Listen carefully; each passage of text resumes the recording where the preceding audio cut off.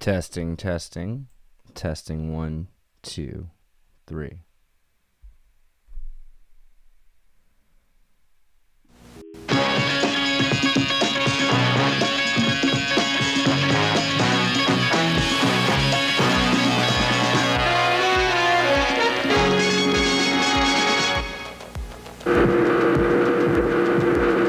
This is the story of a 30-year search by U.S. intelligence agencies to perfect mind control.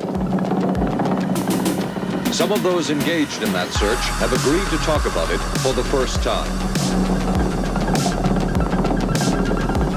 One said, "I think every last one of us felt sorry to attempt this kind of thing. We knew we were crossing the line."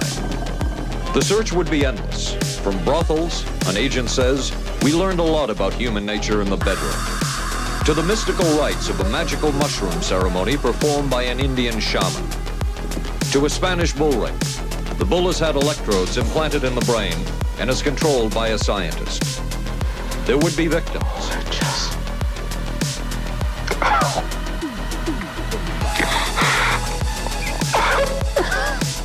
One intelligence agency tried to peel this man's mind back to reveal its deepest secrets. I'll live through it. This man worked on some of these programs. He would write of his work, "It was fun, fun, fun." This is the story of the search for mind control. ABC News Close-Up, Mission Mind Control. With ABC News correspondent Paul Altmaier. 1217, now boarding taxi.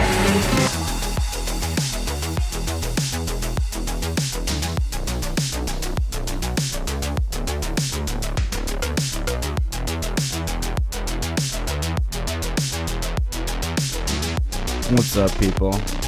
How's it going?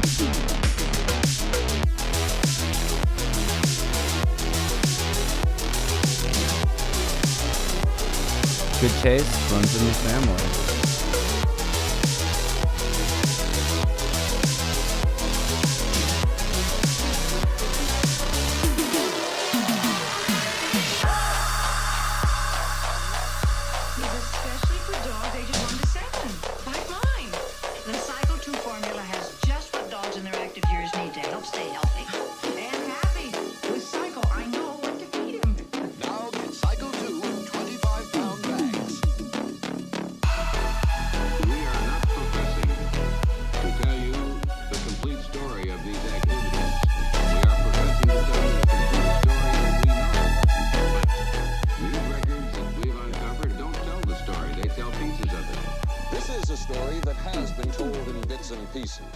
This is an attempt to pull most of it together. We know we don't have the full story. We do, however, have some striking new revelations and insights. The story begins here, just off the nation's front yard, the Mall.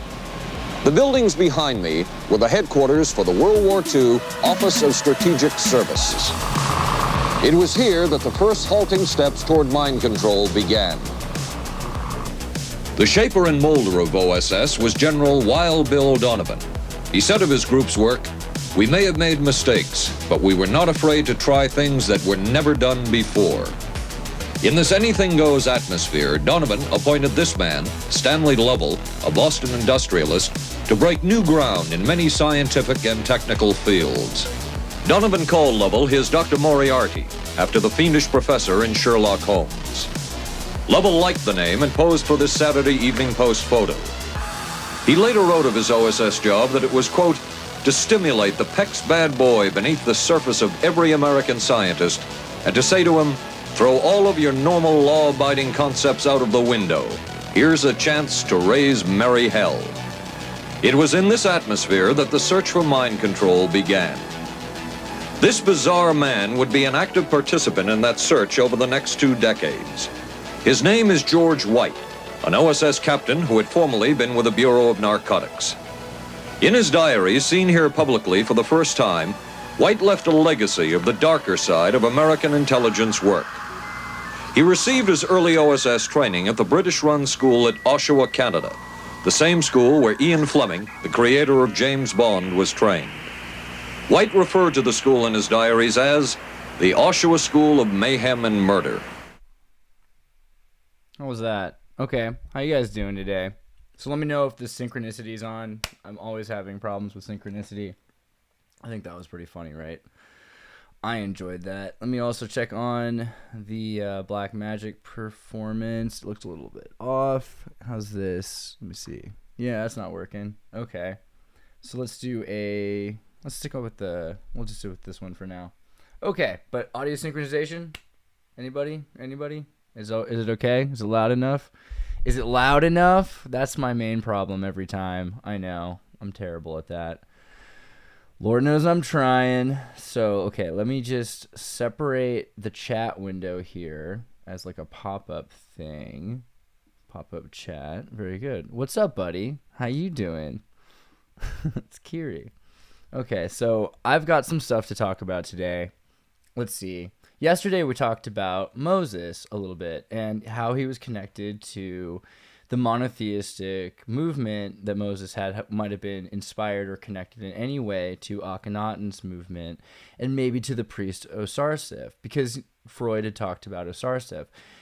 Going deeper, there are even weirder connections, so I have to connect them all. But what I ended up finding was also a number of Starforts. I went back and looked through all the Starforts that I think Jay has a huge list of like 5,000, 10,000 Starforts.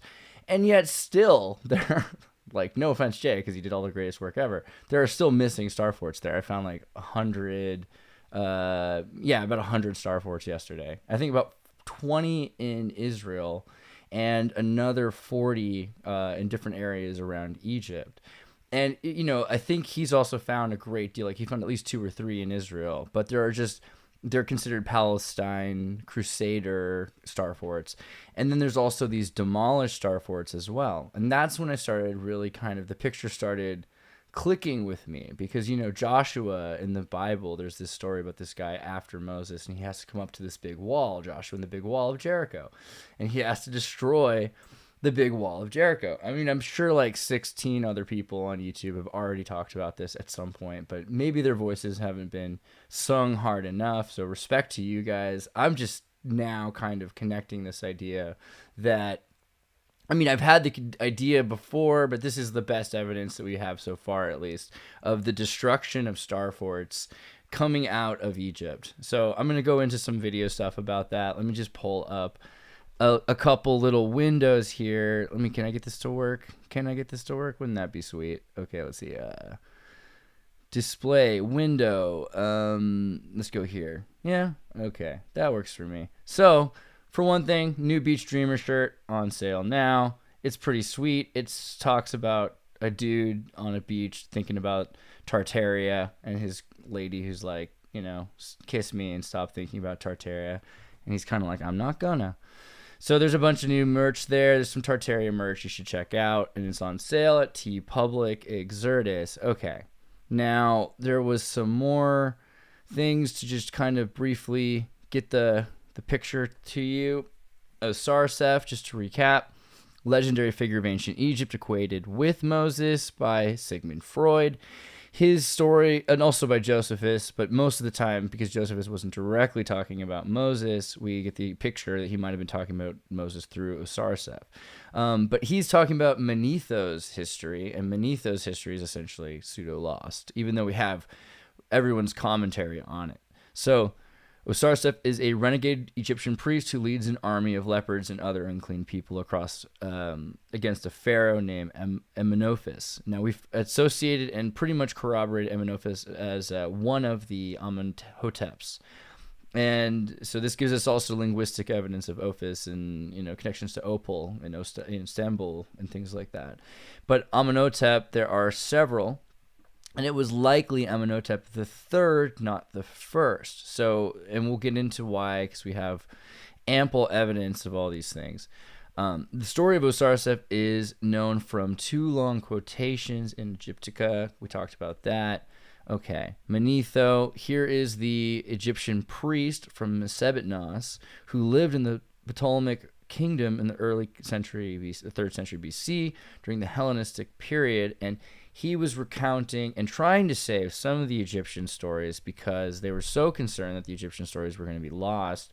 and misinterpreted by these new Hellenists who were coming over to Egypt because they controlled it and they liked it. And it was kind of like, Malibu's Most Wanted. Like, they really were into Egyptian culture, but they weren't Egyptian, right? And that's kind of, and whatever that means, because it's kind of like if you went to Mexico and called it Mexico and you said, I'm really Mexican. I don't know how else to put it.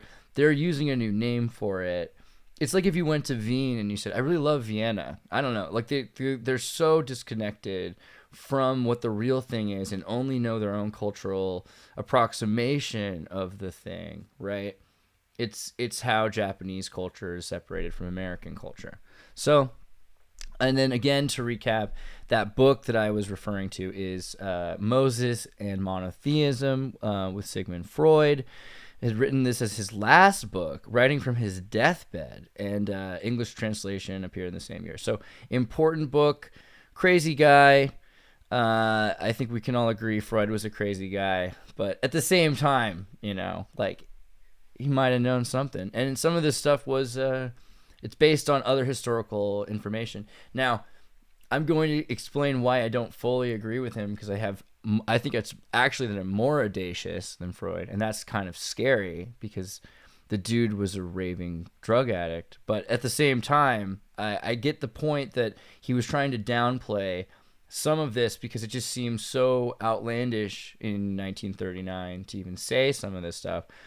But I think it goes a little further even than just Moses being a renegade priest, right? Because the funny thing is, you always assume that these stories are all lies, but then you get the picture that some of the craziest parts of those stories might actually have been the truth, and that's the that really ties it all together. And it's like, this is why it's remembered, and it's granted a huge manipulation of the truth and the way it's told, but at the same time, it's like George Lucas fan service. Some of this stuff, you're like, wait a second, oh, a priest, but in a kingdom of priests. Another thing is Pharaoh doesn't mean king. Pharaoh means great house, the great house. So who's the head of the household isn't the man either. It's notoriously been a matriarchal line, and there are female pharaohs that are essentially more important, even though as we look through in 1890s, in the 1904 to Tutankhamun, 1923 or something, they all have this narrative, of course, about what's important in Egypt, because they're either finding things or manufacturing things on the last few days of their grant, saying, well, we didn't find anything for 20 years. So, ooh, we just found something, and isn't it great? So there's a lot of information that was a lie in 1890s and 1904, and it's a lie that's perpetuated itself into now. But someone did bring up an interesting point when they were talking about Moses being perhaps from the Americas. Obviously the Joseph Smith Latter-day Saint narrative talks a lot about the sons of Noah going to America, and even accounting for Nephite and Levite, he doesn't account for Moses being in America. I mean, I was thinking that if Joseph Smith could have, he would have, said that Moses came from America, whether it was true or not, right? I mean, because it's a powerful thing. So the fact that he didn't say that, but rather that there are Noah's kids, and you have to remember, this is like, again, with flamenco, there are literally 10 generations between Noah and Abraham. I believe, or is it Moses? It might be either 6 to 10, because I forget if Abraham is it might be that Abraham is the 10, because Terah, yeah, I think Abraham, because Terah, like Tartaria, Terah, is the father of Abraham in the Bible. So that's the beginning of this idea that there's after flood, there are 10 generations, and through the generations leads to Abraham in the West. But there's already another line of the tribe that are existing in the further west, which is funny that we're using terms like west, because especially, it doesn't work on any map that we can use. It goes different directions, either one way or another. So it's strange to call it Western as opposed to like occult, Orient. There's different places, like the Meso continental hemisphere, the Meso hemisphere. would be a term you could use. So there are a lot of these pieces of evidence of there being Native Americans that were connected. I mean, genetically, it's kind of hard. You can show genetic evidence only through certain male chromosome links, it's difficult to track in the genome. But it's not the same as to say, okay, Moses was from America. I'm not convinced of that yet. If someone has more information, I'm happy to research that. But from my understanding, there's enough evidence of Moses being actually in Egypt, and I'll show you a couple examples of why. So let me start with this map here. I'm going to pull up a little bit bigger, and so you look at the Sinai Peninsula, and this is the official story, by the way, of the travel of the tribe. And there's the important thing to remember is this is up to this point. Now there are examples of there being massive floods. Then they have people migrating towards deserts because this is the safest place.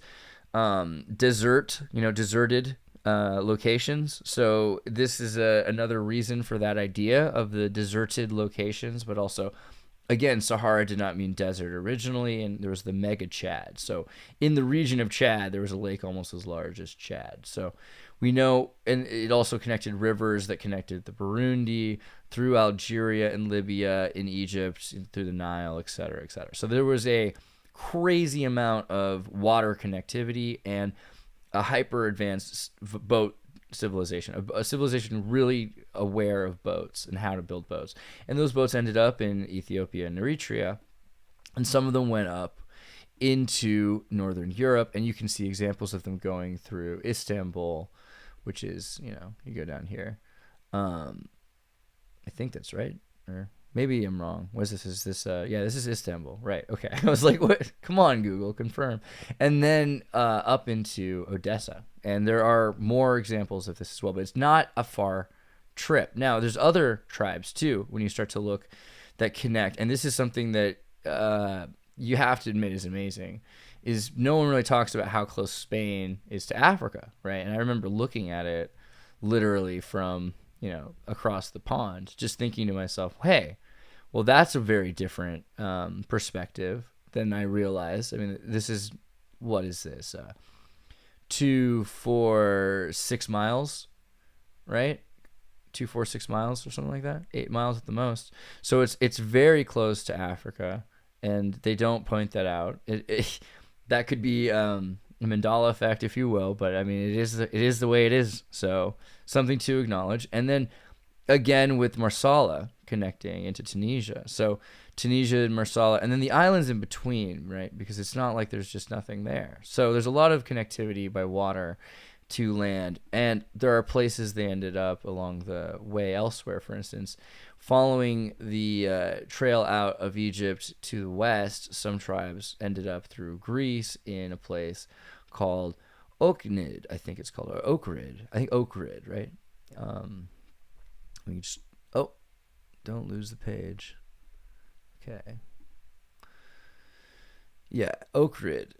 Okrid, so, and it'll probably say it better somewhere. Yeah, Okrid, or Orid, depending on how you like to say it. And this is a place known as the Jerusalem of the Balkans. So a place where there's a lot of the Macedonian Old Theater, Ploshona, and you can find examples, and you're trying to look for star forts, and you'll start to find more and more star forts as you move further and further away that are in better and better care. In fact, there starts to become a distinction between star forts and star cities, star states, really. And that's where, some of these forts are 200 meters even, I think I've seen as small as. Other forts are in the kilometer size, and you'll start to see entire cities like Argentinium in Strasbourg was a giant star fort that was 23 miles.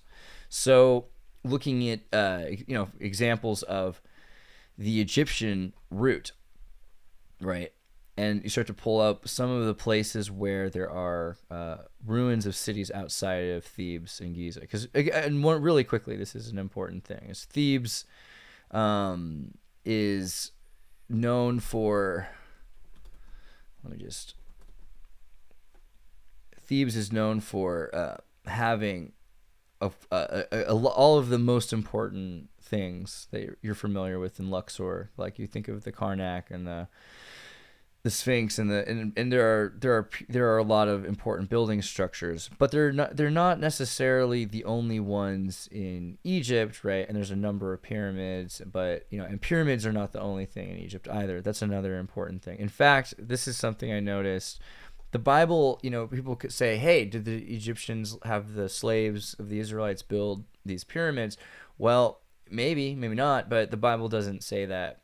So I thought it had, because I'd seen like Josephus' version of it, but if you really look at it, it just says that they were making bricks for all kinds of construction work. And did Egypt have a lot of construction work? Oh yeah, and especially in these times when they were building new cities, just full on, hey, we're gonna move 50,000 people out into the middle of this other place or something like that. So it's not necessary that they had to have built or hadn't built pyramids. It's not really a question that's relevant here. It's important, but it's not really relevant immediately. So, but you start to see like there are these pyramids following up this water path. So this idea that access to water, you're able to float reeds, have papyrus, wrap the papyrus around these stones, make a canal that's a vertical canal, and then you can elevate and float stones, little things like that. Now I know that's the most simple explanation, and it's not the most interesting one where they could have used levitation and things, but it is a kind of levitation using water, and it's pretty impressive anyway. So there are examples where in human times the stones change size, and we also know that Egypt's built on top of an older civilization with much larger stones, but the newer pyramids and the newer buildings were built with smaller stones, and Akhenaten employed an old technique, which was to use stones that were literally I think it was 3 hands or something like that in size. So they were very quick to build, very quick to move, very quick to assemble, and that was kind of the beginning of that idea of building a giant city, and it was without a roof either. So building Amarna, they didn't need a roof because it was a sun city, so they could build it very quickly, and it ended up being built instead of 20 years, 40 years, 60 years like some of these other projects, in 3 years. So there's a similarity there to the story of Moses, because Moses is supposed to have taken over Ethiopia very quickly on behalf of the Pharaoh, and also had built this city for them that was stalling. The project was stalling, and then it was going to be put in his own name. And Pharaoh also had, an aged Pharaoh before Akhenaten's other Eye, and there's several. Eye is one of the pharaohs, but there's like 6 pharaohs all around the time of Akhenaten, because that's when the power stability starts to break down in Egypt. Let's look again. Suit, and here I think is, let me pull up Amarna. Here's the city of Amarna. So this is the one that he had built, and you can see the stones are pretty much completely removed, and we know that this is Amarna because a lot of the stones were picked up and had been moved to a new location, because a lot of the stones were valuable enough that they could use them again, and also because they wanted to completely destroy this city. And it was, as quick as it was to build, it was relatively quick to tear down. Certain parts of it weren't worth tearing down. A lot of this stuff has been finished to look prettier as well, but again, it's actually not as old as people think it is. So that's another reason why this is fabricated at a relatively recent time, and even more recently than society will accept, by maybe 1,000 years. But even then, it's supposed to be only in like the 1618 BC. So it's not, or 18th century, I mean to say. But still, it's not really that far. It's not that old. And there's evidence of it being built more likely maybe 200 years before Christ. And that's a really interesting number to get into for a few reasons. So we'll look at Amarna a bit more. And then also there's this place along, which is Tuna al-Habal, and you start to see some of these. It's very, very Mesopotamian.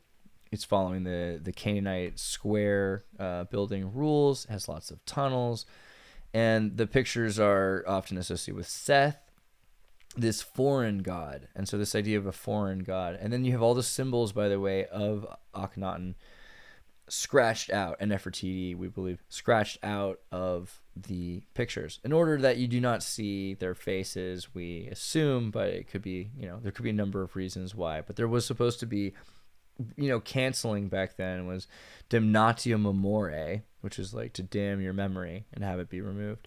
So there's also these different grave sites that are all built around here that were built upon some of these older temples. And when you start to look into the temple, you're like, okay, great. Like, what's the point of a temple? Like, it's cool because it's old looking, but really what's interesting about the temples is they're often built upon locations where there were caves connecting them with minerals. So looking here, for instance, across the Gulf of the Suez Gulf, you have the Valley de las Cuevas, or the caves, and this was the ancient turquoise copper mines of the Wadi Magra. Actually, I think I have saved a link here just because I was worried I wouldn't be able to find it later. Let me just pull this up.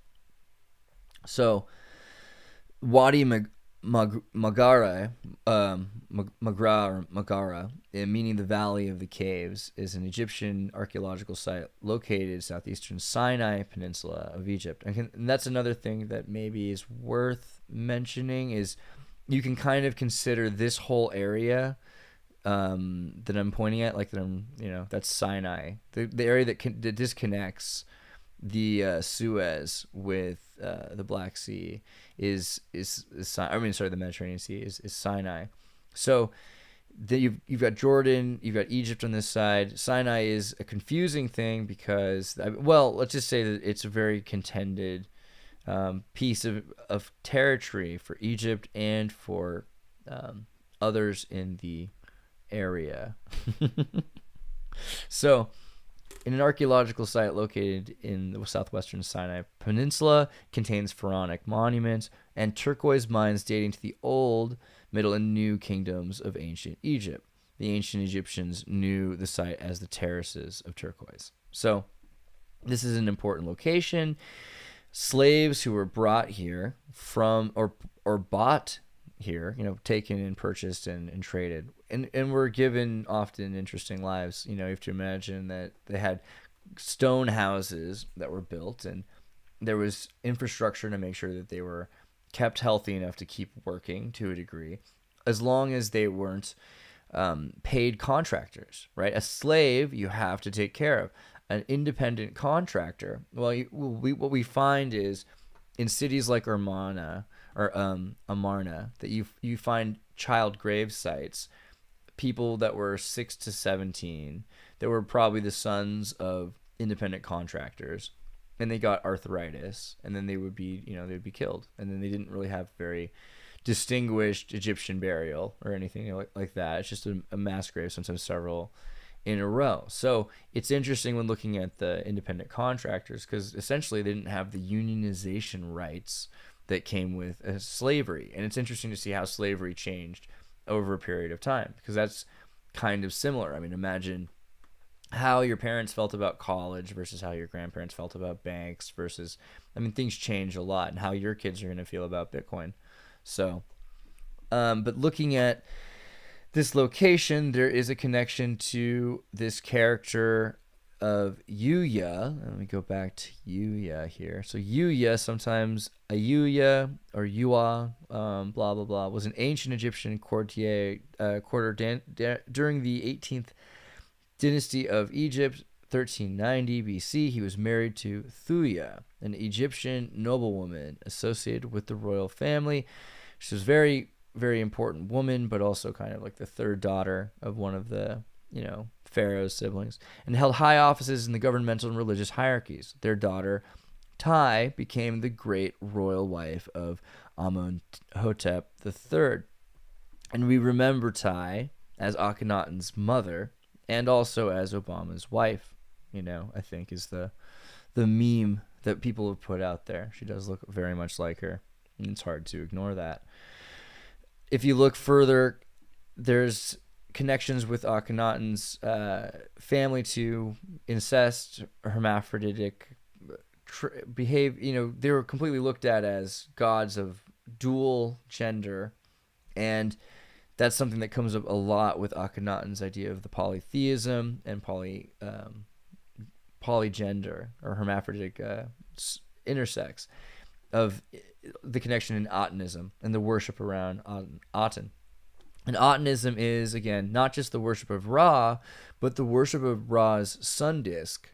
So the avatar of Ra or the instrument of Ra, but not specifically of Ra, but more of the embodiment of Ra's efforts. And again, with the interesting body shape, same body shape as his wife. So there's got to be something to that. And then, okay, but I want to go a little bit further up. Once you get past the caves, there's a place called Sarabit El Kadim. And when I was looking for these places, I noticed that there's a lot of pixelated zones because it's war zones, right? These are places people are fighting over, so they're hidden. They all you can't type in the name a lot of the time and find it right away, or you couldn't look and find names. But I went and I found a list of names and I typed them in, often in Arabic, and they would show up instantly. If you knew the correct name, the bubble picks up, and there's a bunch of pictures, and so there's the information is there, but it seems like very clearly that they've locked it out so that people can't just look on a map and say, okay, what's this? And there's like bubbles there. I mean, there's bubbles everywhere. And there's another thing that's worth looking at is before Google Maps, there was the survey. Let me see if I can find that again. British survey, surveyors wiki. I think this is it. The Great British Class Survey. No, I can't remember now. But there's a number of cartography groups, and there was a legion of imperial surveyors. So that's something to find is lists of. But I was looking at hiking trails in Egypt. I think that was the easiest way to find a list of some of these locations. Anyway, Sarabit El Kadim is the place Joseph Yuya mineral and turquoise facilities were given to, and this is where he built his temple.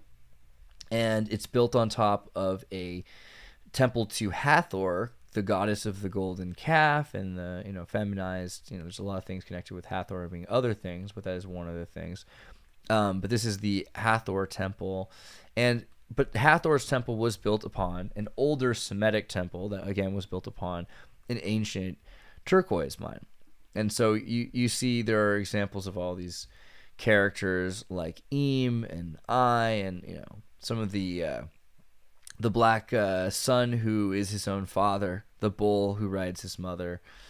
There's some pretty wild Egyptian myths that are presented in this, and if they are made up in points after, well, at least we know that these stories have examples of being changed, but it's likely that there were characters that stories were ascribed to over time, and this shows itself in religion at that period of Gnosticism as well, that stories would continue to ascribe these things. And yes, some of these things have been changed, and not just recently, but over the periods of last century or so. People have gone in, they've cut off pieces for themselves. I mean, look at this, right? Like, I don't think that's the likelihood of that being the way that picture originally looked. I don't know. I'm a little dubious on that. But some of the other stuff, yeah, like the fact that they are completely smashed buildings, and I think some of this, it depends. I think there are certain aspects of this which are accurate to the idea of Hathor being replacing what was here before it. And this is the official story, by the way. If you really look at it, the story is that this was a Semitic temple built on a factory. Okay, and then think about that again, because you hear the story of pyramids being converted from power facilities into tombs. Okay, so there is a lot of connections there with this idea that these mining facilities are turned into temples at first, and then it becomes a burial site. And it does. It eventually becomes a burial site for Yuya's family. Some of them don't be, because he's not in the Valley of the Kings. He's married one of the relations of the king, and so he's built himself a new zone, but he's been given the right to it because he's running the administration for the king. Joseph's character runs Egypt on behalf of the king, and he does so because Egypt had advisors who were magicians, and he was a better a better magician than the Egyptians were at the time, or that any of the others, because again, some of them might not have been Egyptian. Some of them might have easily been from Chaldea or from Europe or from, like there's a lot of connections with Thoth, Thuth, Thoth, Tote, Toot. I don't know how you want to go about saying Tahuti, being from Western Africa or from the Songhai Empire, which is, and again, I don't want to make it like too annoyingly obvious, but you look again at Yuya. I'll go back to Yuya, and he was married to Thuya, which we don't see a perfect face of, but then we do see their daughter. So we know one way or another that his daughter was black, and she looked black, and that they celebrated her as looking black. And I've seen this in person at the Berlin Museum, so I'm pretty convinced that some of the Berlin Museum things are as old as they get. I don't know. The Germans were trying their best to get all the proof of the fake history and all of the evidence they could of. So I imagine that this might be real. I don't know what you got to say about that, but I'm kind of convinced. So let me just really quickly check. Oh, is this working right? Let me see. I screwed that up. Oh, because it's a full screen window. That's my problem. I can't full screen the window. I wonder if you're able to see any of that. I don't know. We'll just have to hope for the best. So it does work though, or no? Is it gone? Window capture. Properties. Screen share. Yeah. Okay. So it should be good. All right. I feel comfortable with that. So as long as you saw that, just wanted to make that clear, that the daughter of Yuya is black, whether or not he was or not, which is something that comes up a lot. People have often asked about if Moses was black, if Akhenaten was black. He does look like he was partially black, but also partially Semitic. He doesn't have the same facial structure. He does have, Egyptian features, like modern Egyptian features, partially Semitic, partially from the Canaanite tribes that are like the Shushites or the Hyksos that are interacting. So, okay, so we've seen that. In fact, let me just read you guys something. I've got this, and this might make the most sense. Let me start with where have I got this? Okay. During his reign, the pharaoh Akhenaten was able to abolish the complex pantheon of the ancient Egyptian religion and replace it with a single god, Aten, who had no image or form, focusing on the obvious similarities between the religious vision of Akhenaten and the teachings of Moses. Why is it that King Tut is the most famous king of the 19th pharaoh, house of Pharaoh? Frankly, Smenkhare is far more interesting and concerning. In fact, there is probably no king or of the great house pharaoh more greatly subjected to speculation than Smenkhare, the pharaoh who obscured Akhenaten and the erasure, or the restorer.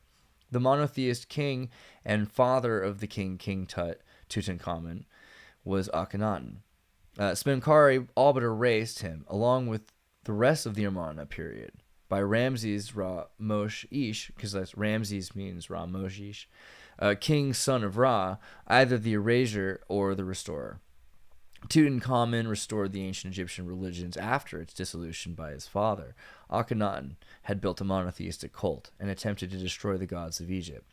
Tutankhamun, born Tut-Atan, meaning, blessed is Aten, enriched and endowed by the priests an old order of important cults, and began restoring old monuments, changing his name to Tutankhamun, referring to the former god of importance, Tutanhotep. Like holy is, Thoth, and holy is Amun. His granduncle was manipulated several thrones to keep the dynastic line consistent until it eventually collapsed. Anyway, The historian Josephus tells us of the history of Manetho, about the plagues affecting Egypt, and of leprosy, although leprosy has been a contested definition and could just mean vitiligo and other forms of skin blemishes. Pharaoh attempting to drive the plagues out, the priest Osarseph may have been a priest king in exile. Moses had several wives before his holy wife Sephora, perhaps the first being the Ethiopian Cushite Tarbis, who bare him a child, his perhaps firstborn. Tutankhamun was physically disabled with a deformity of his left foot, along with the bone necrosis that would have required the use of a cane, several of which were found in his tomb. He had other health issues, including scoliosis, and had contracted severe strains of malaria.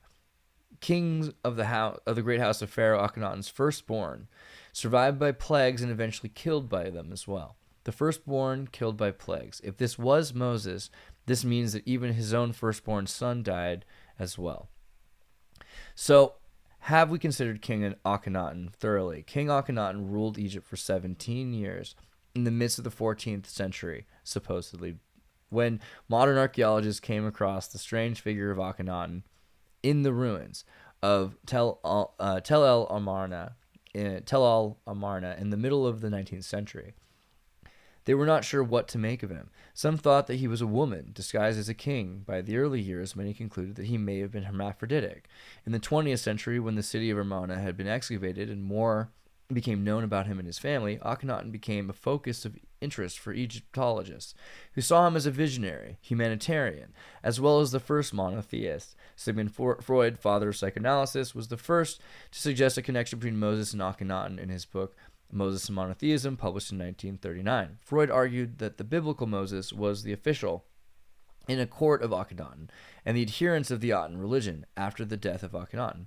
Freud's theory was that Akhenaten, Ayich, Aken, Moshe, or Moses, selected the Semitic Abrahamic Israelite tribe living east of the Nile Delta and entrusted and enlisted them as their priests in his pursuit of power out of the necessity, and it took him out of Egypt into safer hands during his loss of power. Chronological synchronicity and thematic congruity exists with the biblical narrative at the same time as Exodus. Granted, they're supposed to be 200 years different, but I think we're long past that. The Akhenaten version goes that he passed on the monotheistic idea, a new idea of henotheism. That is to say, the belief in the greatest supreme God amongst many gods, as opposed to monotheism, the belief in only one true God in a world of false gods. The tenets of Akhenaten's religion, Atenism. Akhenaten himself, son of Amenhotep III and Queen Tai, and the queen was the daughter of Amenhotep's minister Yuya. Yuya, a minister from the Semitic north, placed in charge of Egypt 4 generations before Akhenaten, a priest, a dream interpreter.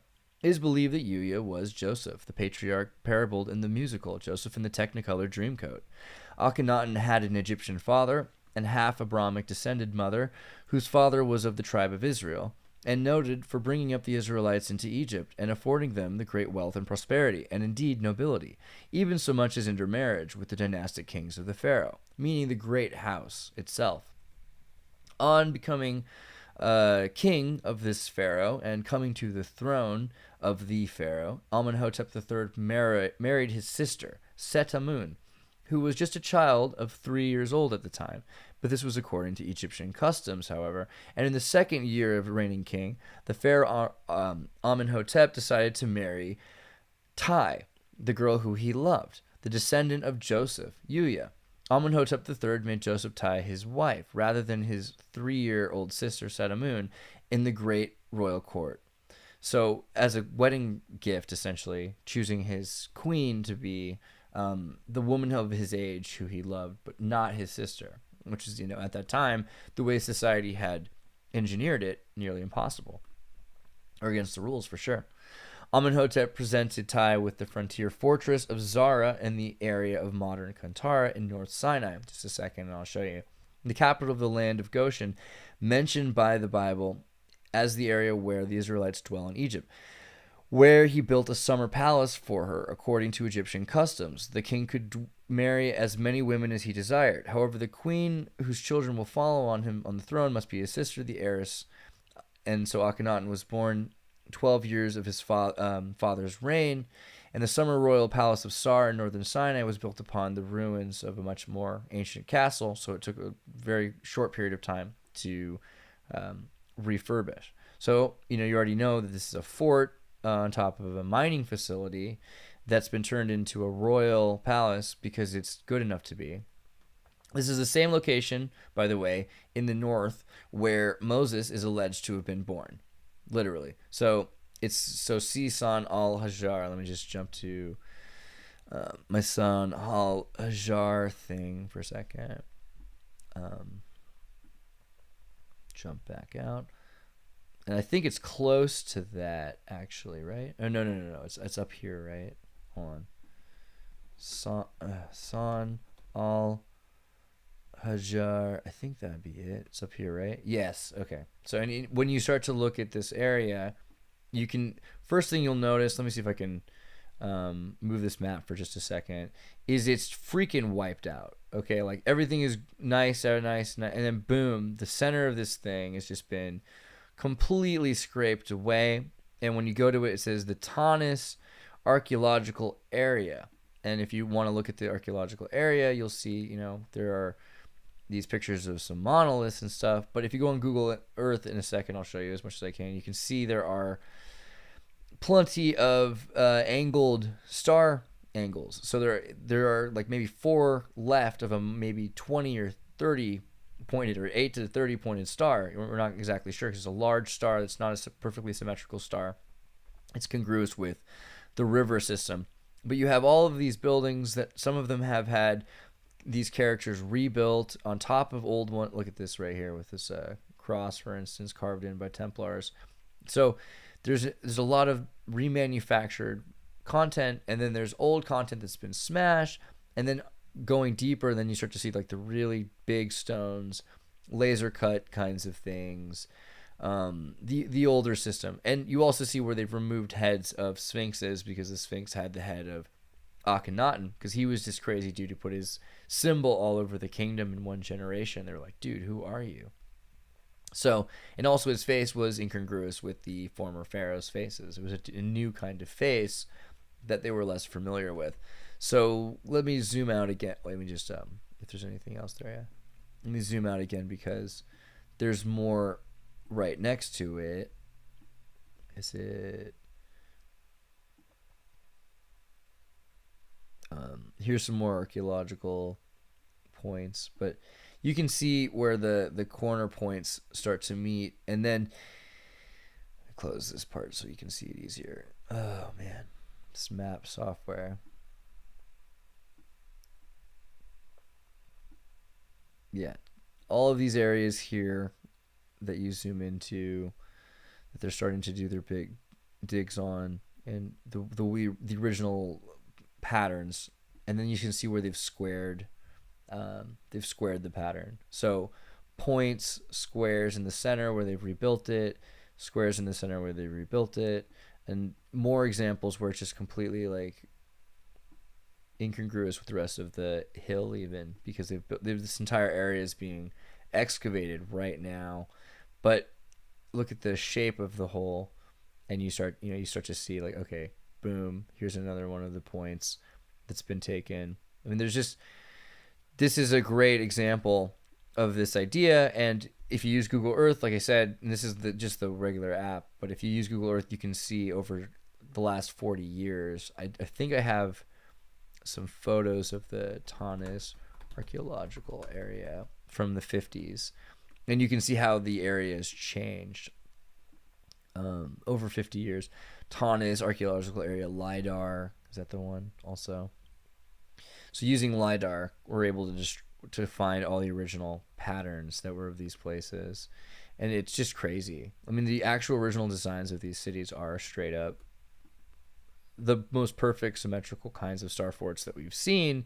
They've just been completely replaced with cubozoid stuff that's just this squared, and it's been removed. But there's just so many of these examples.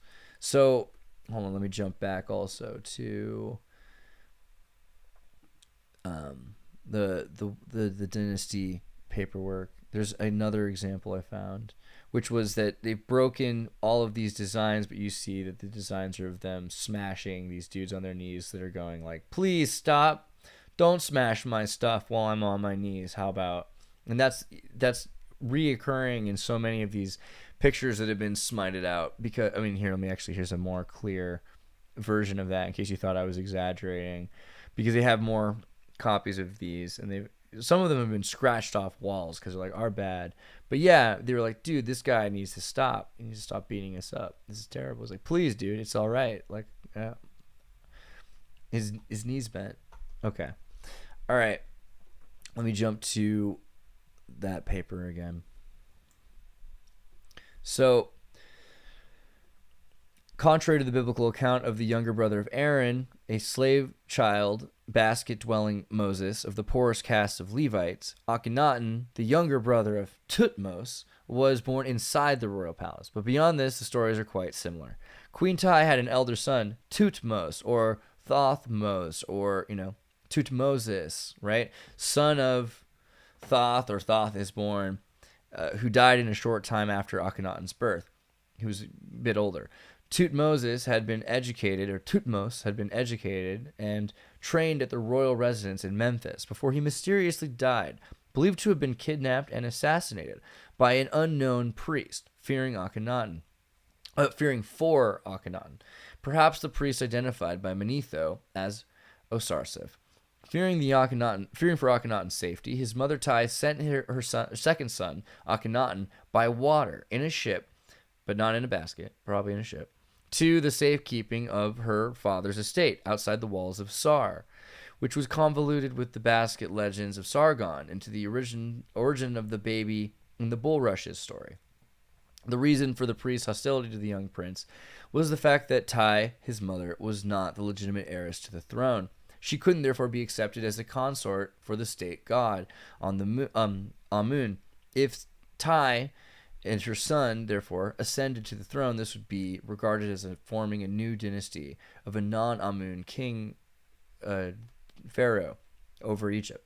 During his early years, his mother kept Akhenaten away from both royal residence at Memphis and Thebes, and he spent his childhood at the border city of Sar, nursed by the wife of the queen's younger brother. Later, Akhenaten was moved to the city of On, known today as Heliopolis, north of Cairo, to receive his education under the supervision of Anun, the priest of Ra, who was the elder brother of the queen Ti. Young Akhenaten appeared at the capital city of Thebes for the first time when he reached the age of 16. There he met with Nefertiti, his half-sister, daughter of Seth-Amun, for the first time and fell in love with her. At least they got... Yeah, I think so. Ti, his mother, encouraged this relationship, realizing that this marriage to Nefertiti, the heiress, was the only way he could gain the right to follow his father on the throne. Following his marriage to Nefertiti, Amenhotep decided to make Akhenaten his co-regent, which upset the priests. And the conflict between Amenhotep and the priests started 16 years earlier as a result of the marriage to Ti's daughter of Yuya and Tuya on the accession of the throne as co-regent. So Akhenaten took the name of Amenhotep IV at Thebes during the early years of his co-regency. Nefertiti was active in supporting her husband and more prominent than Akhenaten in official occasions, as well as on all monuments, because she was the real leader and she married him in. However, the climate of hostility that surrounded Akhenaten at the time of his birth surfaced again after his appointment as co-regent. The Amun priests opposed the appointment and openly challenged Amenhotep III's decision. When the Amun priests objected to the appointment of Akhenaten, Akhenaten responded by building temples to his new god, Aten, the sun wheel of Ra. He built 3 temples for Atun at the back end of the Karnak complex, one at Luxor near the Nile bank, and the third at Memphis. Akhenaten snubbed the Amun priests by not inviting them to any of the festivities in the early part of his co-regency. And in the 4th year, when he celebrated his said festival jubilee, he banned all deities but his own god from the occasion. 12 months later, he made a further break with tradition by changing his name Akhenaten to Akhenaten from Akhenhotep in order to honor his new deity Aten. To the resentful Egyptian establishment, often he was seen as a challenger who would replace the powerful state god Amun and not come under his domination. In the tense climate that prevailed, Tai arranged a compromise by persuading her son Akhenaten to leave Thebes and establish a new capital elsewhere, at Amarna, in the middle of Egypt, on the east banks of the Nile, some 200 miles to the north of Thebes. The situation calmed down following Akhenaten's departure. While Amenhotep ruled alone in Thebes for building his new city at Amarna, Akhenaten chose a land that belonged to no god or goddess. The building started in his fourth year as rule, co-regent, and ended in year 8. However, he and his family moved from Thebes to Amarna in their 6th year. Here Akhenaten built his capital, Aki el Khaton, the capital, the horizon of Aton. Okay, yeah, the horizon of Aten, where he and his followers could freely worship their god. Huge boundaries were still being a limit for the city, and recording the story of the foundation were carved in the surrounding cliffs. The city lasted no more, though, than 40 years. Akhenaten was a powerful city, possessed of both dignity and architectural harmony. His main streets ran parallel to the Nile. The most important of them, the King's Way, connected the city's most prominent buildings, including the king's house, where Akhenaten and his family lived. Their private family lived to the south of the house, and the king's home was the private temple. The Great Temple of Aten, a huge building constructed on the east-west axis, lay less than a quarter of a mile to the north along the King's Way. Aten was represented by a disc at the top of the royal scenes, extending in the rays towards the king and queen. The rays end in the hands of Akhenaten and his wife Nefertiti, where they are holding the Ankh and the Egyptian cross, symbol of eternal life. The Akhenaten conceived of a single controlling intelligence behind all things, including the gods.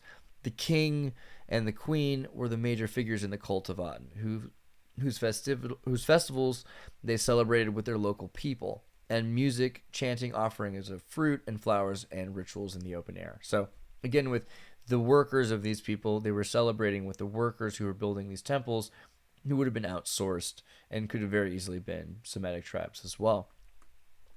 But encouraging them to get the work done faster, because they're feeding them, and that is the story of Moses, right? That he fed the workers, and it was a big argument. But by feeding the workers, they got the work done.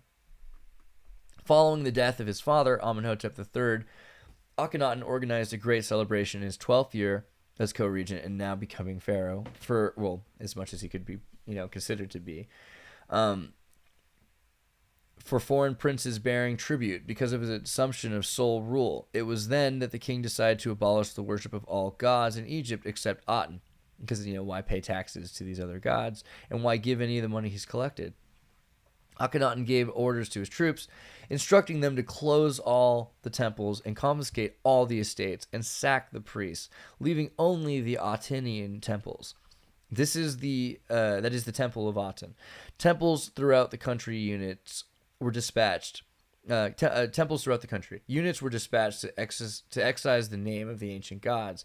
Wherever they were found, written or engraved, they had to be destroyed, and they had persecution that lasted for generation, confiscating property, the dispatch of artisans who everywhere to hack out the names of deities from inscription, and banishment of clergy. The excommunication of Akhenaten was a lot for people, and a lot of religious people didn't like it, and a lot of people were superstitious. Squads of workmen entered a temple or tomb to destroy the name of Amun. It was supported by a squad of soldiers who came to see the royal decree was carried out without opposition.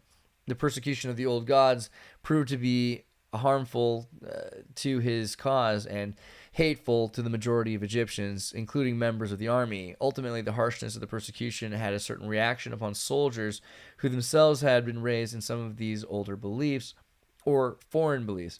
After the officers and soldiers themselves believed in the same gods, whose images the king was ordering them to destroy, they then worshipped at the temples where they were ordered to close, and conflict would then arise between the king and his army. Akhenaten's belief in one god, however, was too deep for him to allow any compromise with the priests. Horemheb said he planned a military coup against the king and ordered the troops from the north and south to move along towards Akhenaten's location. Commander I, who's again the pharaoh later, who's the uncle of Akhenaten, who's also manipulated he's the Dick Cheney of the 19th, 18th dynasty, ordered their troops from the north and south to move towards Akhenaten's location. Commander I, who received news of the troops' movements, brought his chariot to guard Amarna when the army and chariots came face to face with Amarna's borders. I advised the king, again the guy, the Dick Cheney of the 18th dynasty, advised the king to abdicate the throne. His son Tutankhamun was supposed to take over the throne in order to save the dynasty. Akhenaten agreed to abdicate and left Amarna with a few of his followers to live in exile in southeastern Sinai. On hearing about Horemheb's death, Akhenaten decided to leave his exile in Sinai and come back to Egypt in order to reclaim his throne since his abdication. He had been living in the exile in southern Sinai with his followers for about 25, maybe more years. So there's your story again. 40 years in the desert. You got 20, 30 years, 30, 40 years in the city. And you got 30, 40 years in the desert. The city gets destroyed eventually. And he has to abdicate the city. And they're wandering in the desert for a little while. So that's Akhenaten's true life story. At least as far as we're told. During the reigns of Tutankhamun and Horemheb, Akhenaten lived amongst the veterans of the Attanites, with whom he formed an alliance. The Bedouins, especially in the he formed a Bedouin alliance. So this is also kind of, if you've seen what's that movie, that show on Disney, Bounty Hunter, Jango Fett, Boba Fett, something like that, Boba Fett. It's basically Moses, I've realized, because it starts out with him cast out into the desert, and then he comes back raised by sand people, and he has a staff, and he's using that staff to take over society, right? That's a big Moses line right there. Moses forms an alliance with the Tartar Bedouin Berbers and the Ishmaelites, and Akhenaten arrives at at the Pharaoh Ramses' residence in the border city of Zoar, his birthplace up in the north again, that had been turned into a prison for his followers. And General Pyramidas, by now an old man, was planning for his coronation and getting ready to become the first ruler of the 19th dynasty when he was informed of Akhenaten's arrival. Akhenaten challenged Pharaoh Ramses' right to the throne.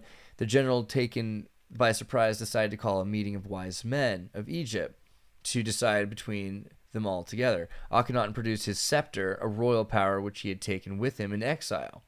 All right, so this is something we talked about earlier, that he has this magical staff from the Egyptian priests, and to perform some secret rituals as a competition. Again, very similar to the Moses story. Akhenaten's performing a magical ritual competition to take over the throne using his magical staff. I mean, this is how and remember, they were kicked out originally because they were worried about Osarseph was a priest who was associated with the leprosy. So they were kicking out priests who were lepers. So there's this plague connection and problems with the old gods.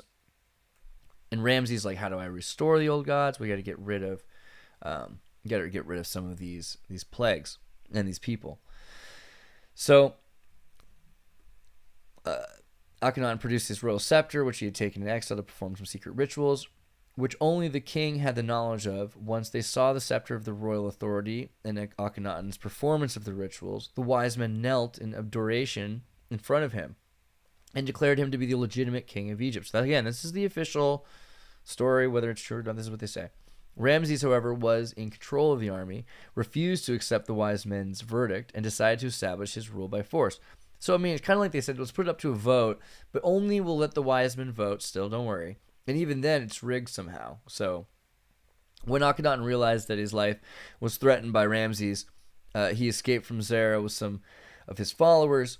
And so, even though he had done this great thing to convince everyone that he was God's dude, he got kicked out anyway. And so his people had to leave. It didn't work out. And he's like, man, we can't go back to Egypt still? When are we going to get to go back to Egypt? And during the night, he rejoined his allies in Sinai, who were like, you don't even need Egypt. What you worried about Egypt for? However, he refused to accept defeat and decided to carry on challenging Ramses' right to rule Egypt.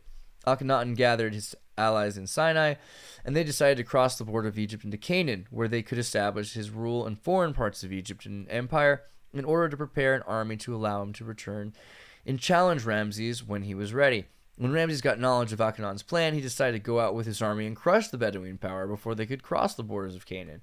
Ramses, however, just died at this moment and was followed by his son because we think maybe he was poisoned. Can't be sure, but that's what it looks like. He was kind of old, though. But either way, his son Seth, or Seti.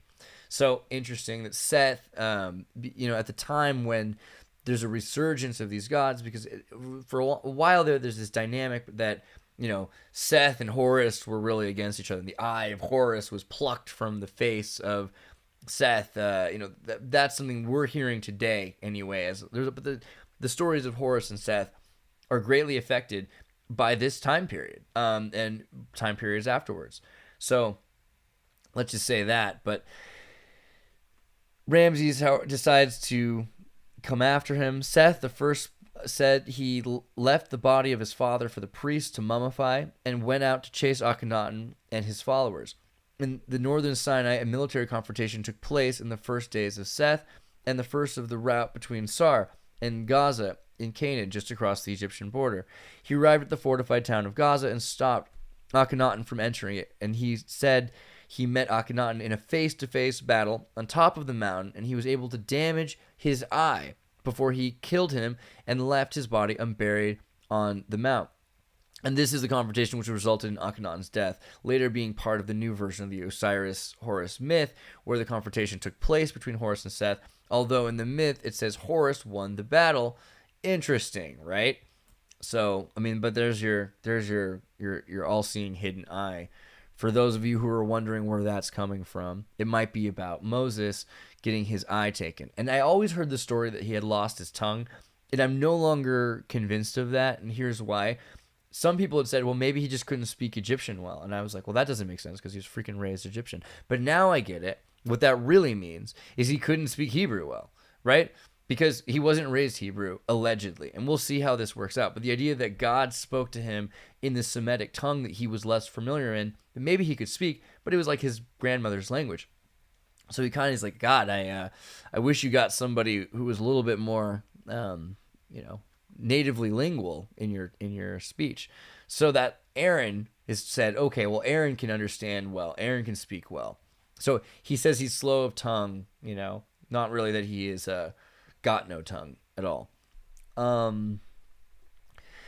In some aspects of the relationship Akhenaten has with Aten, it's similar to the theological relationship in Christian traditions. This is something that people have used as a reason to parallel, like Zeitgeist will say, everything is just one thing, and I think that it's just a little dangerous. Not everything is just one thing, but maybe J.R.R. Tolkien was right when he said that evil can only manipulate, it can't create. So a lot of these lies are just retellings of things in different ways, and that helps you pick out the truth.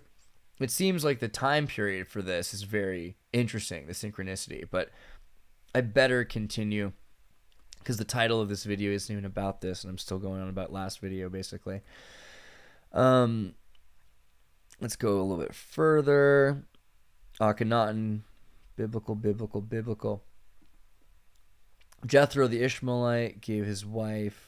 Okay, what about Jericho? Where's my Jericho part? That's where we need to get to, right? Hold on. Okay, well, Jericho. Let me go to Jericho because this is part of the deal. So, in the Bible, in the Torah, in all these versions, you've got this guy Moses who's got several wives, including Tarbis. And that's something we could look at really quickly. Let's do that. This is something I found really funny. When I went to look for a picture of Tarbis, the only picture I could find was the Wikipedia. Well, there are pictures, but the Wikipedia picture of Tarbis is literally the picture of the dancing girl who is Tarbis from Josephus in the credits of the Ten Commandments movie from 1956. Now, this is nuts because, in other words, everyone knows everything when they make these freaking movies, and you're thinking to yourself, oh, well, they're just not saying it. Yeah, dude, but they're showing it like Kubrick is showing you right now. The wife of Moses is black. Like, it's right there in the freaking movie. It's there, so that's the 56 Mason movie with Charlton Heston. That's not, that's the one that's supposed to be the fullest of lies. And yet here it is. So I mean, and maybe that's a lie, but I think that's what the Bible says is right, because it says that he went to defeat the Ethiopians for the king because they wanted him out of town. And then Josephus, he talks about Osarseph and all these priests. This is where it gets kind of crazy to me. So here's this dude who's kind of a bastard royal, like, right? And he marries this woman, and he's got a couple other women, but he's really done good for the kingdom because they're like, go to Ethiopia, get thee to Ethiopia. And he gets the Gat, and when he gets back, he has all this gold, and he's really impressed them. And the queen liked him, or the princess did, especially. And so he ended up marrying this family and bringing them back with him. And they're like, great, what do we do now? Because technically they're a politically correct empire and they have to allow it to exist. They're not supposed to be upset about whatever. So some of these royals are really pissed, but the pharaoh king is stoked. He's stoked. Amenhotep III is stoked on Akhenaten on Moses, right? So that's and again, similar though, both of them. They have similar stories of conquering Ethiopia. But now this is where I think it gets kind of weird. So in exile, right? Looking at this story of exile, hold on, let me find this part of the thing. Leprosy. Bum, bum, bum, bum, bum, bum. Okay, so the historian Josephus tells us from the history of Manetho about plagues affecting Egypt and leprosy, and a pharaoh attempting to drive the plagues out, and a priest, Osarseph, who been a priest king in exile. So a priest king in exile. What they're getting at here is this idea that he's an ignoble. He was raised to be royal. He's been told, though, he's the criminal of Amarna, right? Amarna. So the criminal of Amarna. So he's lost his title, and now he has a new title. And I am suggesting that might be connected to Osarseph. Osarseph might not have been several generations later. It might have been a dual title for him when he lost his nobility. Okay, and there's a lot more work that we have to do to look into this, but that seems to be what it's suggesting. So there's another bit there where they built a compound for 80,000 people. I don't know if I have that in this area. Yeah, but the back in Renif of Moses, that's another aspect of it. Also, you saw that Moses means born of rather than of the water. So that's a start. Okay, now let's get to the Jericho maps. And this is kind of interesting. So Jericho is a Palestinian city. That means it is under the control in a lot of ways of Israel. It's really difficult for them to do anything with it. And it's been under the control of Israel for a long time. Jericho is claimed to be the oldest city in the world. God only knows. And is a city that had with the oldest known protective wall. The archaeologists have unearthed the remains of more than 20 successive settlements in Jericho, the first of which dates back 11,000 years, almost to the very beginning of the Holocene epoch.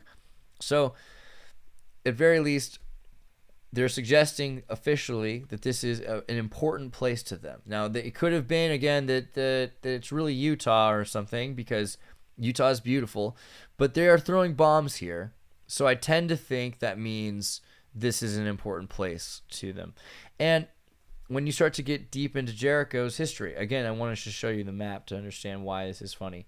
To me, maybe beyond funny, it's actually not funny because it's sad, but people died, But let's see if I can go back and see my little trail.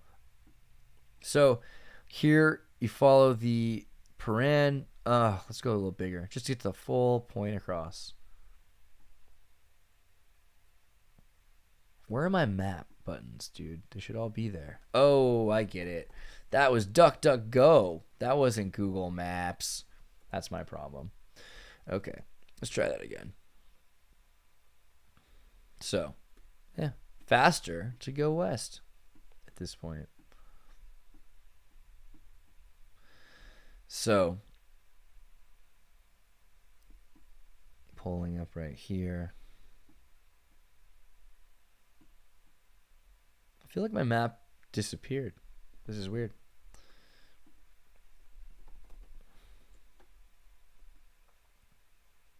I guess it just takes a while to load on Google if you're not keeping it open.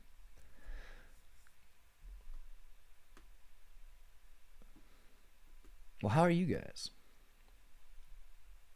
1 second. There we go. Look at that. My bubbles are back. Okay.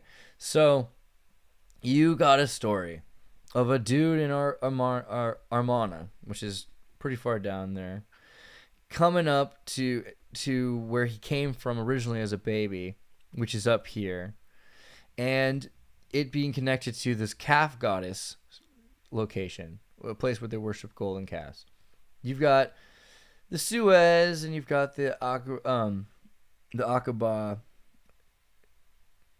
which was at one point the Aqaba had a wadi, which is a water path, and all of this was essentially almost an island peninsula of lagoons. And you could follow water path clearly to Lebanon, across Israel, and now it's just connected. And I think that's something we're noticing, is that's what's happening to places.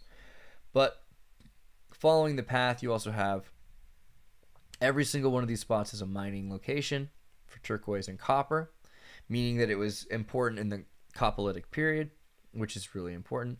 And you start to find starforts on the way. Here's another starfort, by the way, that you get into. And if you type in Crusader Castle, that often is the first sign of some of these, pointed buildings here that are built that are on top of locations. Let me just point. There's a point there, but that's a bigger cityscape. Some of these are just these small little ones.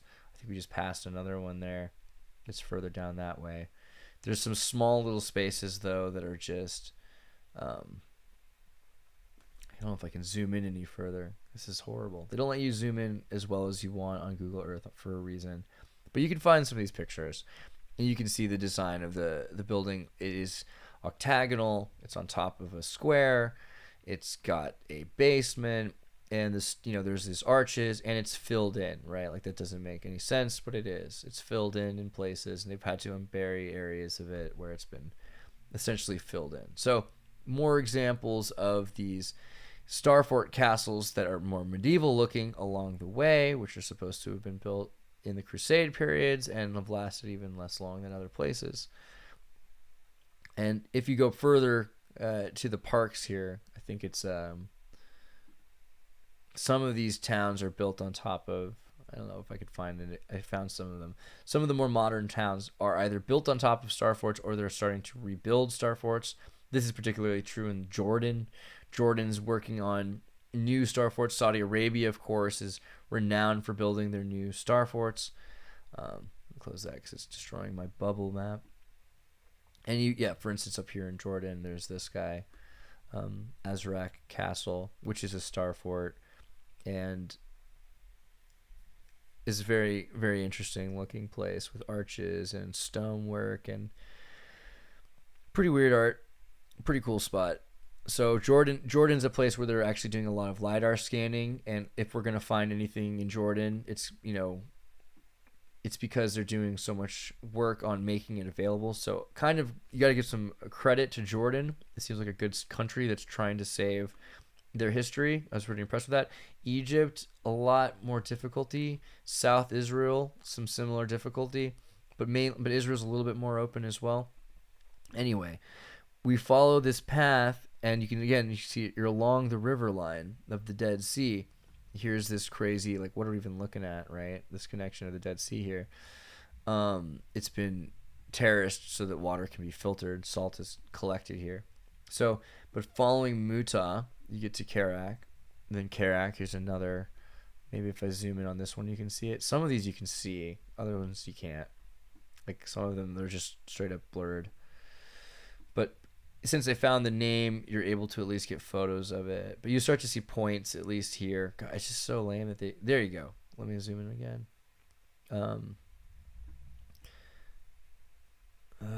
Yeah, it starts to 3D bend. I want to turn off that 3D bend feature if that helps.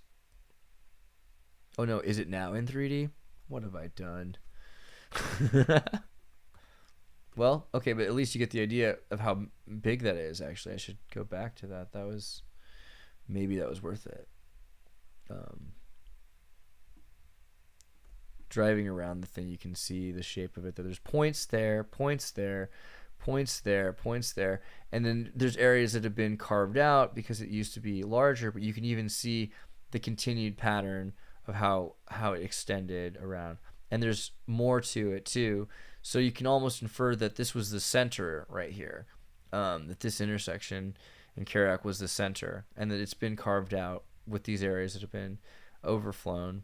And you're wondering, like, why are the Starforts in America so easy to see? Why are these Starforts in Europe so well maintained still? What happened to these guys? And then you start to follow, again, just biblical stories following at some point outside the river of Jordan, the Holy Land. He was not allowed to join his group, and he had to die of old age.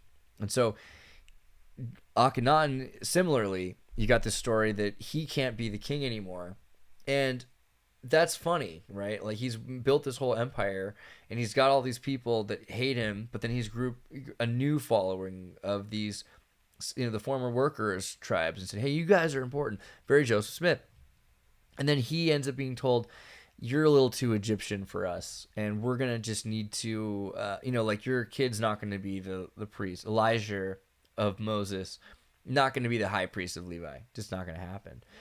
And that's, Joseph's going to be put in charge. Your buddy, Joseph, who's of the right group, the right tribes.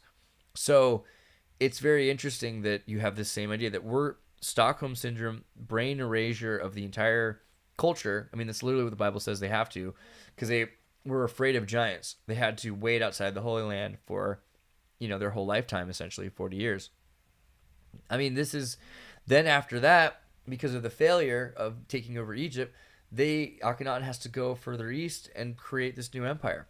So all of a sudden, because he's old, Joshua's walking along, and they get to this crossing point, and you can't cross here. It's too big. Some of these places are easier to cross because there's less water, right? That's kind of the idea. Whether that's true at that time or not is yet to be completely proven, but we can see that Jericho does follow the rules for a Starfort. It's along a river. There's several rivers around it. There's a mountain. And if you start to look at some of the places even close by it, you can say, hey, could it have been that Jericho moved from Ar-Radah to, or was Ar-Radah like the entrance to it? Well, I think that you go from Al-Raq Castle into Jericho, you'll find that even though the wall was probably enormous and extended along here into Al-Radah, and perhaps had a river run right through the city, even though that's probably what it was, I think the most important spot might have actually been right here. Let me just pull down right here. Okay. A little bit further. Get to it. I think that's it.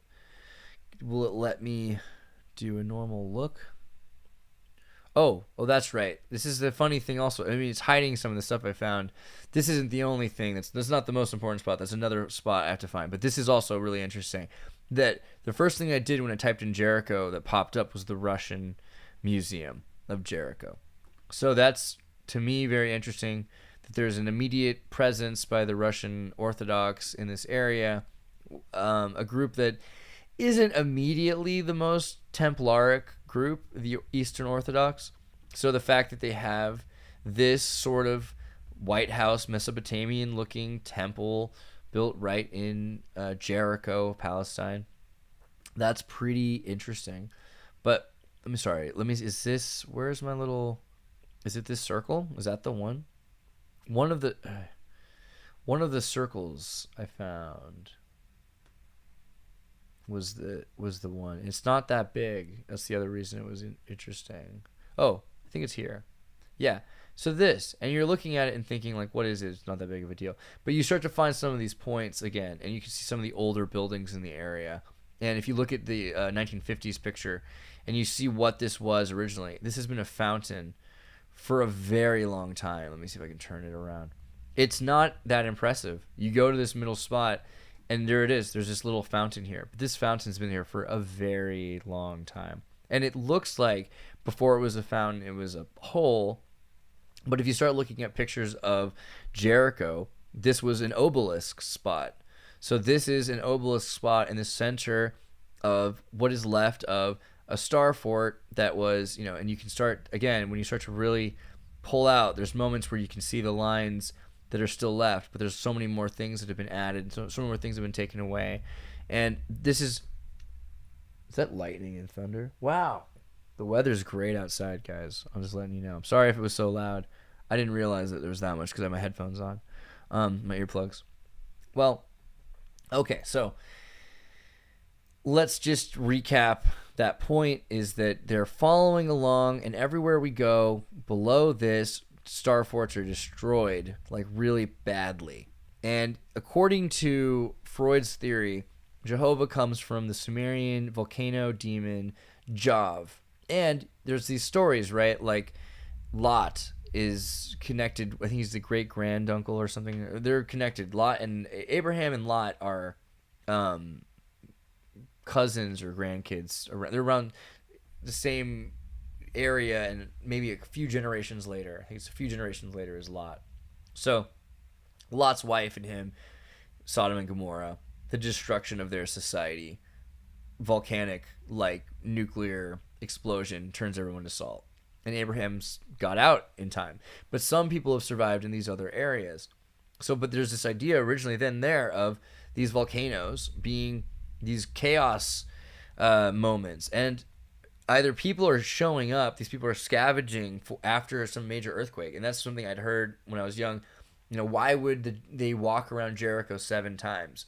Could it just be that they showed up at Jericho, there was a recent earthquake, and they sacked the city, and they said, God did that earthquake for us. And that's, that's a anthropologically relevant point that you can look into, and that's another way of explaining the apologizing for the story. But when you start to follow the map further, and you look into Jerusalem, right, and you start to follow some more of the Starforts in Jerusalem. Let me see if this is that's one that was pretty great. Is the power plant is on top of an old Starfort there that's been re-excavated, and there's a museum really close to here too. I forget where it's at, but there's a museum right near the power plant there. There's a spot. No, not that one. I forget where it's at, but you can find, there's so many. That's interesting. Also, their right angle airport, but is it south of here? I had the bubbles, but I swear it's not loading right now. But there are. Is this one it? Maybe this castle.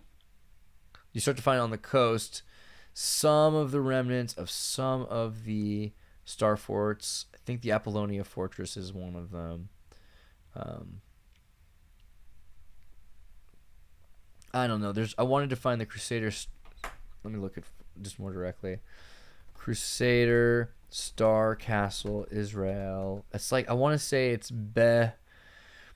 There we go. Found it. Okay, so here's one example of a Starfort castle in northeast.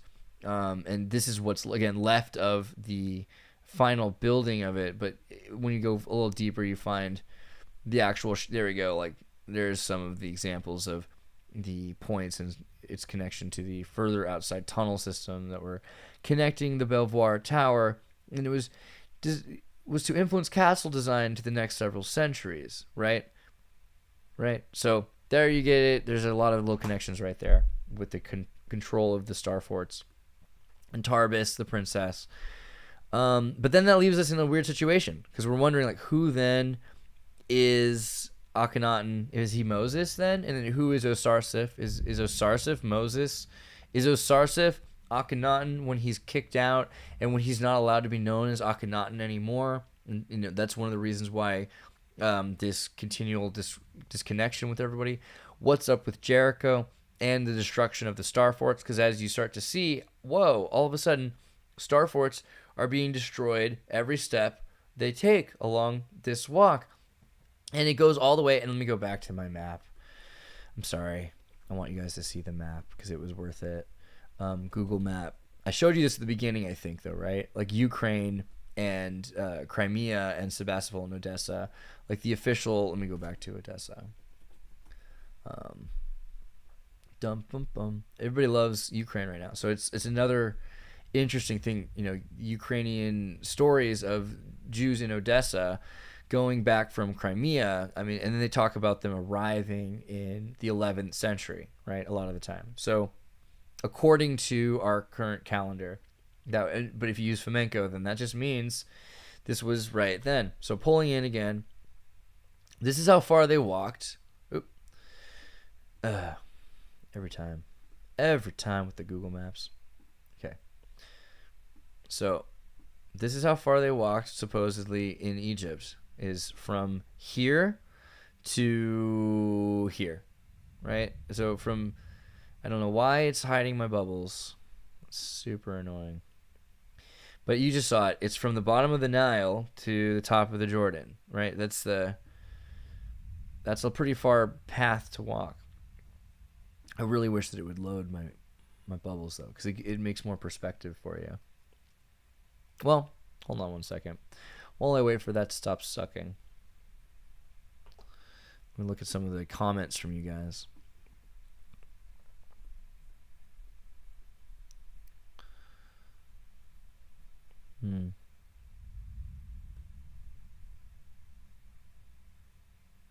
Hey, you guys, make sure nobody's fighting in the chat group, especially moderators, mod privileges.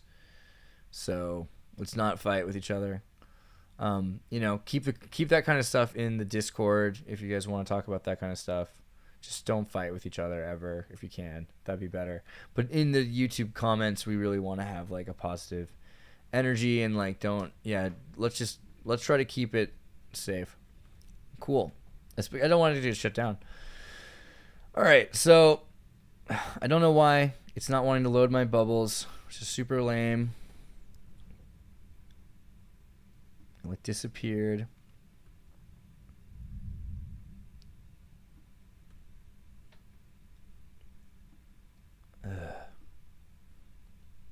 There we go. Starting to show it again. Okay.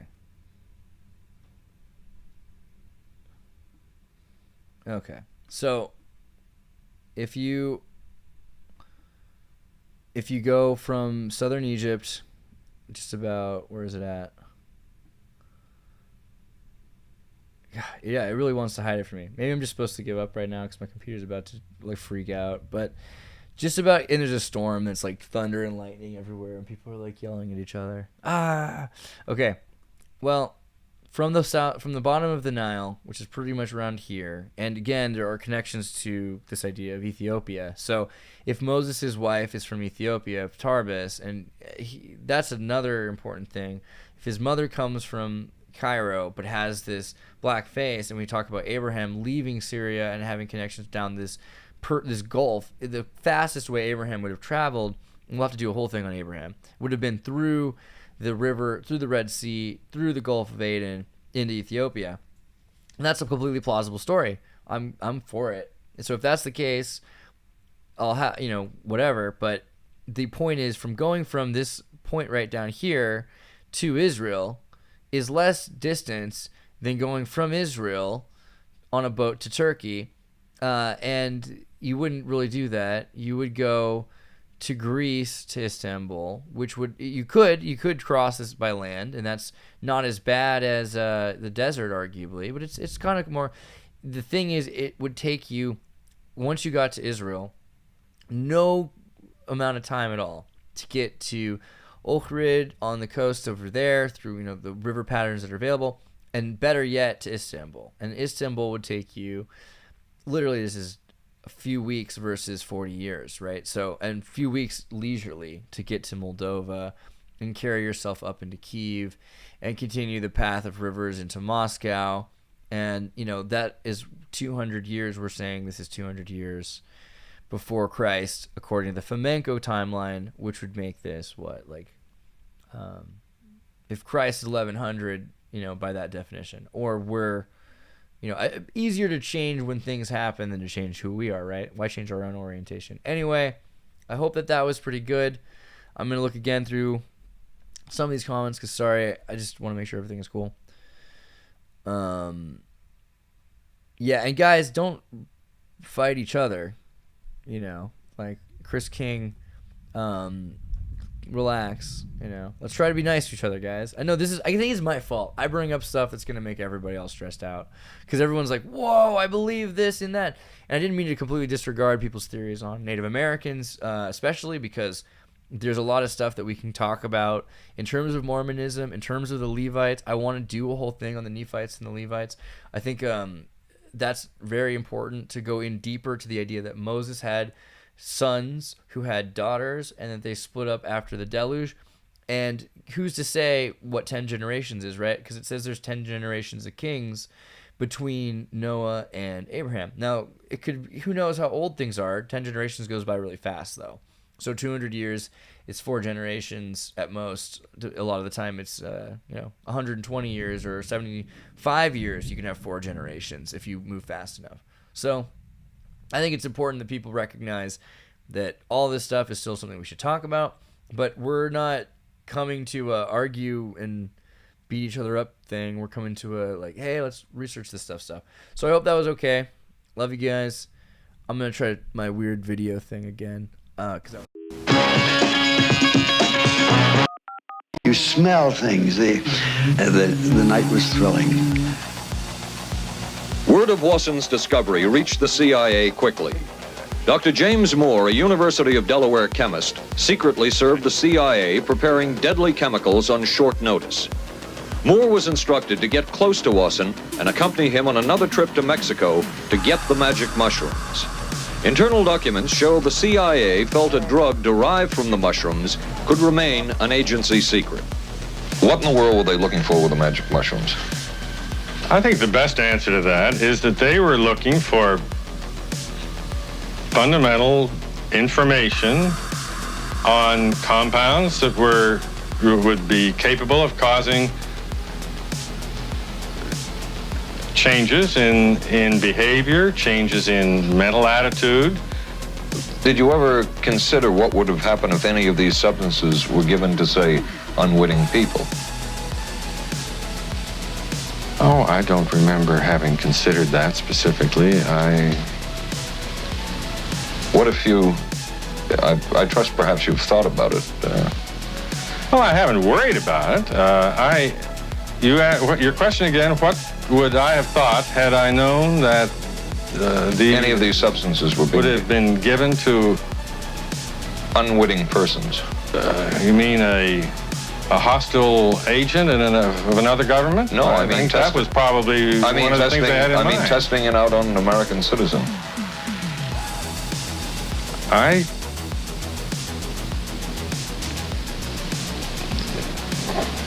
I guess I must seem very, very cold-blooded about this, but I don't recall ever having been very much preoccupied with that issue.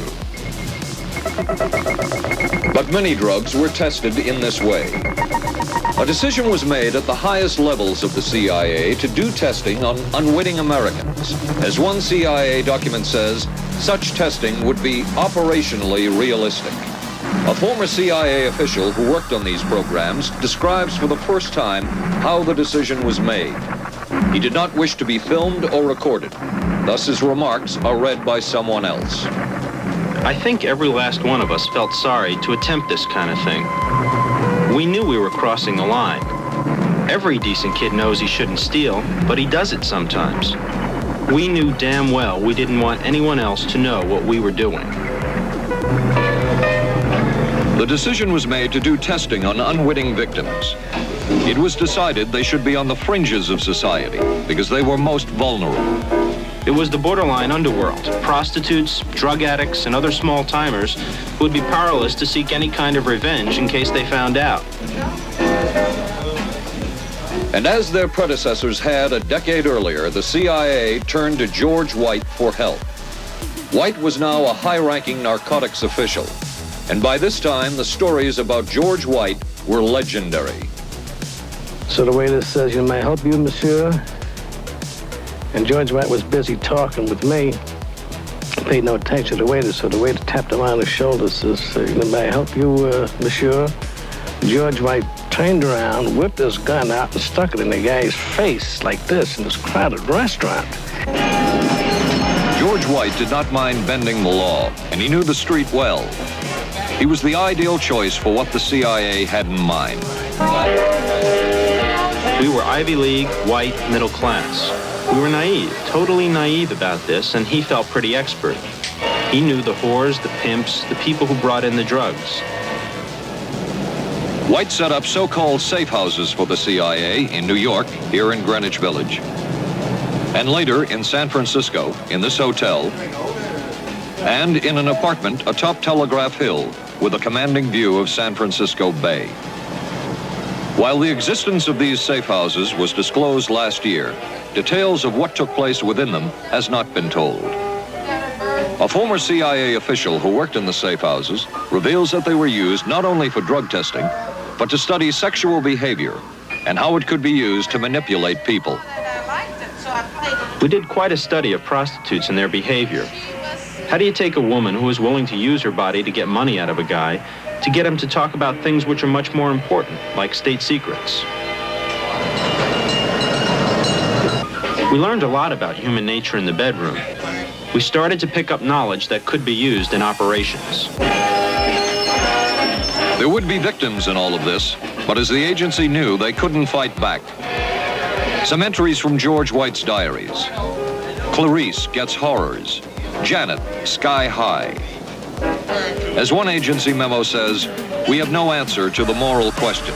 The safe houses were not the only testing grounds. Millions of dollars would be spent on LSD research at universities throughout the country, and word would begin to spread on campus about this so-called mind-blowing drug. And suddenly, there was the counterculture of the 60s. I give the CIA a total credit for sponsoring and initiating the entire consciousness movement, counterculture events of the 1960s. Dr. Timothy Leary, the 1960s Johnny Appleseed of LSD. The CIA funded and supported and encouraged hundreds of young psychiatrists to experiment with this drug. The fallout from that was that the young psychologists began taking it themselves, discovering that it was an intelligence-enhancing, consciousness-raising experience. I know that some of the studies in which the CIA had supported used as subjects people who later became strong proselytizers of LSD. So, in that sense, yes, I think it did sustain the perpetuation of the use of the drug. And it's rather ironic, isn't it?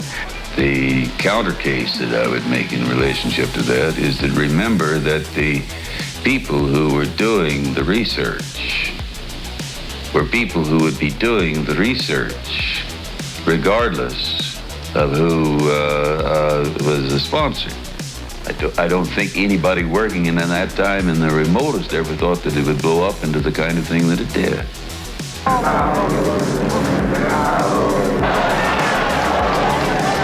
History will judge the role of the CIA and other intelligence agencies in unwittingly contributing to the counterculture of the 60s through their intense interest in LSD and other hallucinogenics. But for the moment at least, the argument can be made that the CIA helped usher in the age of Aquarius.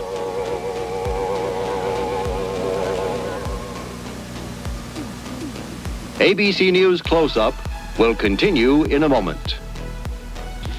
Being careful about my body doesn't just mean major things like regular breast exams. I'm even careful about pain relievers. Plain aspirin sometimes upset my stomach, so I use Bufferin. It adds protection. I'm careful about what goes into my body. Bufferin gives me an added relief action I want. Tylenol doesn't. Only one leading tablet has both an added relief action in many cases that Tylenol never provides, and protection ingredients, Bufferin. Now I'm careful to get both with Bufferin. Your sink trap's clogged with grease. Use Crystal Drano. I'll pour in liquid plumber. Don't. It may not work on that grease clog.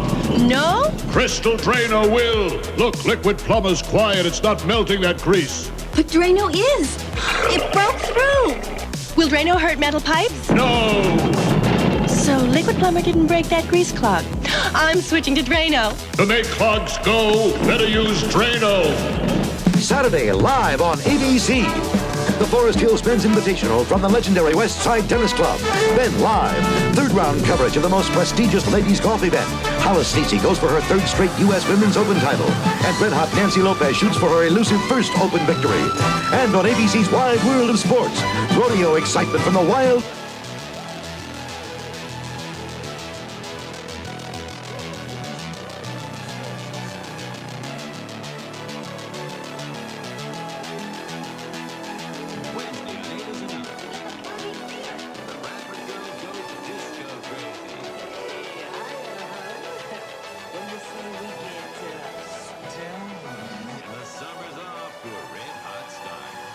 Charlie's Angels, they're the horses. I want to be. But end up in the dead heat with death.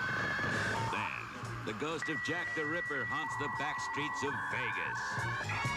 Tomorrow, starting at 8, 7 Central and Mountain on ABC.